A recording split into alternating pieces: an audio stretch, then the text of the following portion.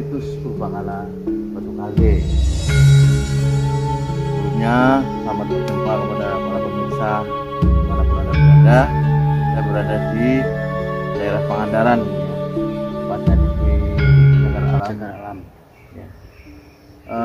Ini sejarahnya seperti apa, Mang, Batu Kalde ini?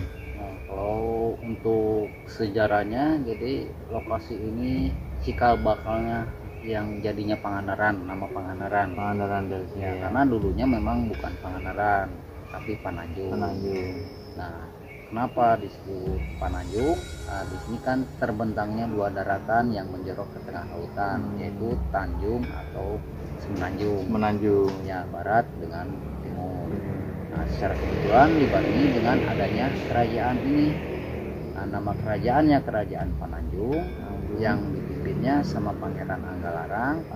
Kalau istrinya Ibu Dewi Siti Samboja atau lebih dikenal Ibu Dewi Rengganis. Ya. Dan untuk peninggalan di zaman dulunya ini ada yang dikatakan Batu Kalde. Nah, jadi Batu Kalde ini ngambil dari bahasa Sunda kuno yang artinya itu keldei. Nah, namun di sini karena peradaban zaman Hindu, untuk keldei itu memang nggak ada, yang ada Nandi. Sapi. Nah, betul. Sedangkan artian Nandi di dalam buku Hindu itu memang binatang sapi, binatang yang disucikan atau tunggangannya Dewa Siwa. Betul. Nah, terus yang di depannya Batu Kalde itu ada yang dikatakan Batu Yoni. Nah, kalau Yoni itu tempat sesaji atau tempat peribadatan umat Hindu dan melambangkan adanya perempuan, atau maaf itu kesucian perempuan. Semua pasangannya saat ini sama orang arkeolog itu belum ditemukan karena diperkirakan masih tertanam di sini, karena di setiap ada Yoni pasti ada pasangannya, yaitu Lingga. Nah, lingganya ini memang belum ditemukan. Nah, kalau lingganya sudah ditemukan, itu untuk menutupi lubang Yoninya ada sebuah batangan ke atas menutup lubang tersebut, ketinggiannya mungkin kira-kira 1 meter, dan lingganya kalau dipasangkan ini persis dengan Monas. Nah, dan lingganya melambangkan adanya laki-laki atau keperkasaan laki-laki. Jadi ini salah satu bentuk sebuah simbolis sebuah kehidupan kita selalu berpasangan. Terus nanti di bawahnya ada batu yang ada baling-balingnya, itu ada batu Padmasana. Padmasana itu lambang bunga teratai atau tempat duduknya Dewa Matahari, itu yang benar itu di bawah. Nah, untuk reruntuhannya ini yang di belakang, Ini ada umpak ya. Jadi ini seluruh bangunan yang dihancurkan sama pasukan Bajo. Bajo itu suku bajak laut yang bersarangnya di daerah Nusa Kambangan, yang mana Pangandaran dengan Nusa Kambangan kalau dari arah pantai timur itu udah berdekatan. Ya, jadi istilahnya Pangandaran itu udah perbatasan antara Jawa Barat dengan Jawa Tengah.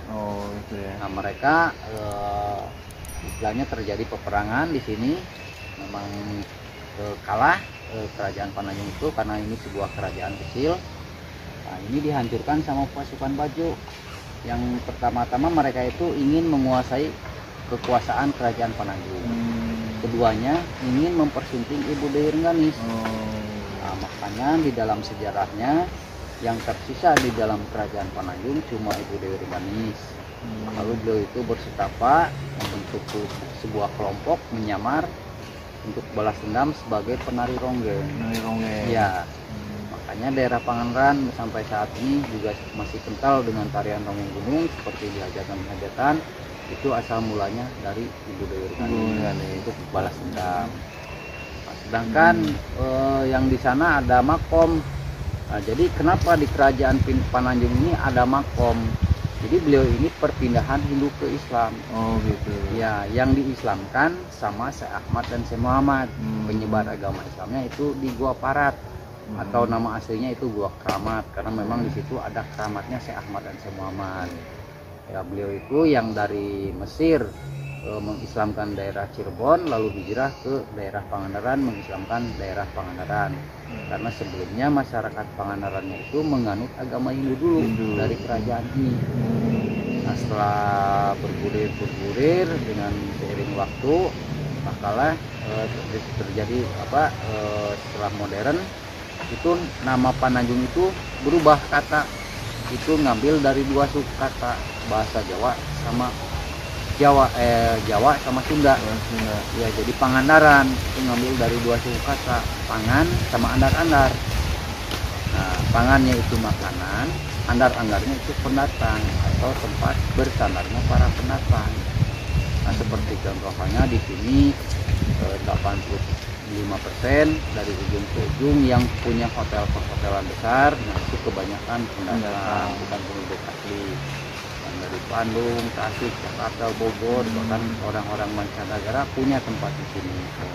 Terus warung-warung yang sekarang dialokasikan pesisir pantai juga demikian.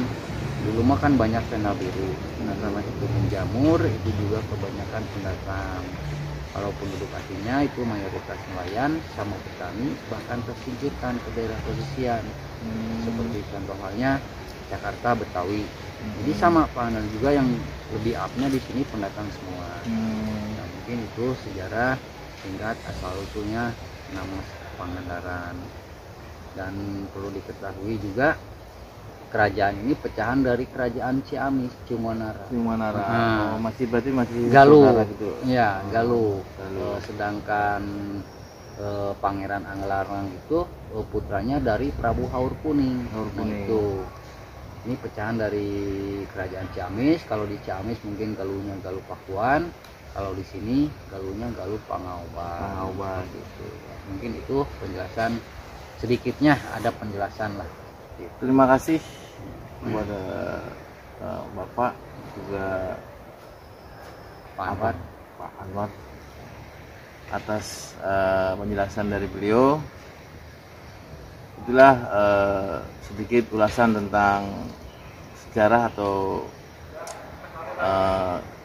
situs Batu Kalde ya. Oke, para pemirsa dimanapun Anda berada, terima kasih, ikuti terus kisah atau penelusuran misteri Langlang Buana dalam episode selanjutnya. Mantap. Jadi emang sering ada penampakan di sini emang ya? Iya, ada. Itu ya, pemirsa, kata Mang, ya itu wajar lah karena dulu di sini adalah bukan hutan ini tapi suatu kota raja lah ya Mang ya. Iya. Jadi wajar ada. Kalau kata Mang tadi di sebelah sana itu emang makam ya, bukan makom ya. Ya, makam. Jadi kalau sore hari ya menjelang maghrib itu ya. Nah, itu suka ada. Seperti penampakannya seperti kelebatan lah seperti ya samar-samar gitu. Lah, pakai jubah. Oke Mang, makasih atas informasinya.